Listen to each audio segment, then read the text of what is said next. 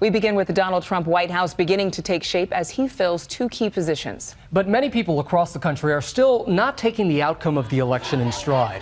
Protesters hit the streets in major cities for the fifth straight night, outraged over Trump's policies and controversial comments. After deriding China throughout much of his campaign, Trump has now spoken to the Chinese president and says they've established a clear sense of mutual respect. And Trump sat down for his first TV interview since the election to clarify some of his signature campaign promises and address the anger on display in many cities.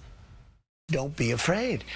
We are going to bring our country back, but certainly don't be afraid. You know, we just had an election, and sort of like you have to be given a little time. Mr. Trump was also asked about acts of violence popping up in his name or against his supporters, and about reports of racial slurs and personal threats against minorities by some of his supporters. I'm very surprised to hear that. I hate to hear that. I am so saddened to hear that, and I say stop it if it helps. I will say this, and I'll say it right to the camera: stop it.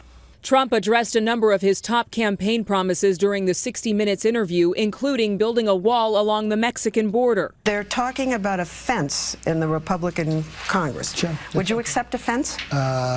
For certain areas I would, but certain areas the wall is more appropriate. I'm very good at this. It's called construction. And on his campaign pledge to deport millions of undocumented immigrants, he said that would begin immediately. What we are going to do is get the people that are criminal and have criminal records, gang members, drug dealers. We have a lot of these people, probably 2 million, it could even be 3 million. We're getting them out of our country, or we're going to incarcerate. Trump restated his pledge to roll back abortion rights, pledging to appoint justices who could overturn Roe v. Wade, sending the issue back to the states. And if a woman is seeking an abortion, they'll perhaps have to go to another state. But on another controversial issue, marriage equality, he said the issue of same-sex marriage is settled.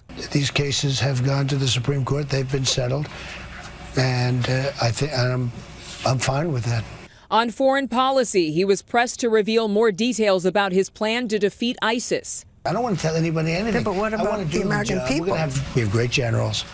We have great generals. You said you knew more than the generals about ISIS. Well, I'll be honest with you, I probably do, because look at the job they've done. Another priority for the president-elect, repealing and replacing Obamacare. He said people with pre-existing conditions would be covered under a new plan, as would older children living at home. And regarding his frequent use of social media, he's leaving open the option to use Twitter to speak to all Americans. I'm going to do very restrained if I use it at all. I'm going to do very restrained. I find it tremendous. It's a modern form of communication. President-elect Trump also telling 60 Minutes he would decline the president's $400,000 salary and will only take $1 a year.